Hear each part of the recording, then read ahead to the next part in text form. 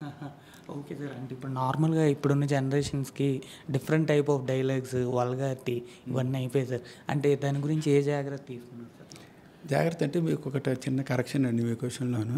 ఈ జనరేషన్ వాళ్ళు ఏ వల్గారిటీ అవన్నీ కాదండి. వాళ్ళు మంచి డైలాగ్స్ రాస్తే వింటారు. మాకు రంగమార్తాండప్పుడు వినేవారు. అలాగే ఇప్పుడు జాగ్రత్త అంటే ఒకటే ఒకటండి. మాకు విష్ణు గారు ఈ సినిమా మొదలుపెట్టాడు ఒక మాట చెప్పారు. ఏమండి మనం సింపుల్‌గా రాయాలి. అంటే అందరికీ అర్థమయ్యేటట్టు ఉండాలి. ఎట్ ది సేమ్ టైమ్ దాంట్లో మీనింగ్ ఉండాలి. ఏదో అర్థమయ్యేటట్టు ఉండాలని చెప్పి ఆహ్, అంటే మరీ క్యాజువల్ వర్డ్స్ ఉండకూడదు. ఎట్ ది సేమ్ టైమ్ అలాగని మరి పెద్ద పదబంధాలు అవి సమాసాలు, సంధులు అలాంటివి లేకుండా హాయిగా ఉండాలి. అందరికీ అర్థం అవ్వాలి. అందరికీ అరే! ఈ సినిమా మనం ఐడెంటిఫై చేసుకునేటట్టు ఉండాలి. ఆ భాష మూలాంచి పరిగెత్తుకు వెళ్ళిపోకూడదు అన్నారు. భాష బ్రహ్మాండంగా వచ్చిందండి. అందరికీ నచ్చుతుంది. అంటే ఈ జనరేషన్ పిల్లలకి, ఈ జనరేషన్ పిల్లలే కాదు. ఇప్పుడు ఫిఫ్త్ క్లాస్, ఫోర్త్ క్లాస్ చదువుతున్న చిన్నపిల్లలు ఉన్నారు చూడండి.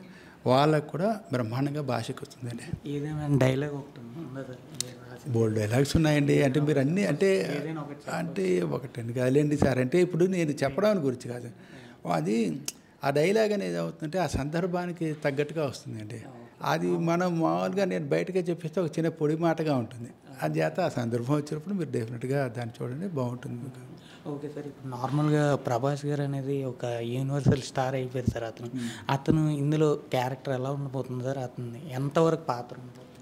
బ్రహ్మాండమైన పాత్ర ఉంటుందండి ఆయనది. ఆయన ఇమేజ్‌కి తగ్గట్టుగానే ఉంటుంది. ఆయన ఇమేజ్‌లో అంటే ఒక ఇదొక డెఫినిట్‌గా ఒక డిఫరెంట్ రోల్‌గా ఫరెవర్ మిగిలిపోతుందండి. ఆయనకి కానీ, ఆయనతో వర్క్ చేసిన మా అందరికి కూడాను ఒక మంచి సినిమా. ఆయన సెట్స్‌లో ఎలా ఉంటారు సార్? నార్మల్‌గా ఆయన చాలా ఎక్కువ పాజిటివ్‌గా ఉంటారని తెలుసు. బ్రహ్మాండమైన పాజిటివ్‌గా ఉంటారండి. మేము వెళ్ళినప్పుడంటే రెగ్యులర్‌గా వెళ్ళేవాళ్ళం.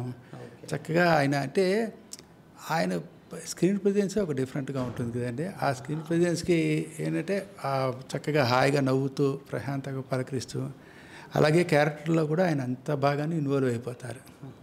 అంటే మనం చూడడానికి ఏంటి క్యాజువల్‌గా ఉన్నారా అని అనిపిస్తుందేమో గానీ, అస్సలు క్యారెక్టర్ గాని వాటి ఇంకోటి ఆయన ఆయనకి ఆల్రెడీ స్క్రిప్ట్ పంపిస్తే రెడీ అయిపోయి వచ్చేసారండి. అది గొప్ప విషయం కాదు. ఇప్పుడు పెద్ద పెద్ద వాళ్ళండి. మోహన్ బాబు గారు, విష్ణు గారు, ప్రభాస్ గారు, అట్లాగే మోహన్ లాల్ గారు, శరత్ కుమార్ గారు వీళ్ళందరికీ ఆల్మోస్ట్ వెల్ ఇన్ అడ్వాన్సే మేము స్క్రిప్ట్ పంపించాము. అట్లా చక్కగా ప్రిపేర్ అయ్యి వచ్చేసారండి వాళ్ళు. అది ఆశ్చర్యం కదా! ఇప్పుడు అంత పెద్ద స్టార్స్ వాళ్ళు ఎందుకు అంత లెజెండ్స్‌గా ఉండిపోయారంటే వాళ్ళలో ఉండే ఆ డెడికేషన్ అండి. ఇవాల్టికి కూడా ఇంత బాగా ఇంత అంకిత భావంతో చేయడమే. ఇప్పుడు 'మోహన్ బాబు' గారు ప్రొడక్షన్స్ విషయంలో వస్తే సార్ ఏ రకంగా చూసుకుంటారు సార్? నార్మల్‌గా ప్యాడింగ్ ఆర్టిస్ట్స్ కానీ, మిమ్మల్ని కానీ?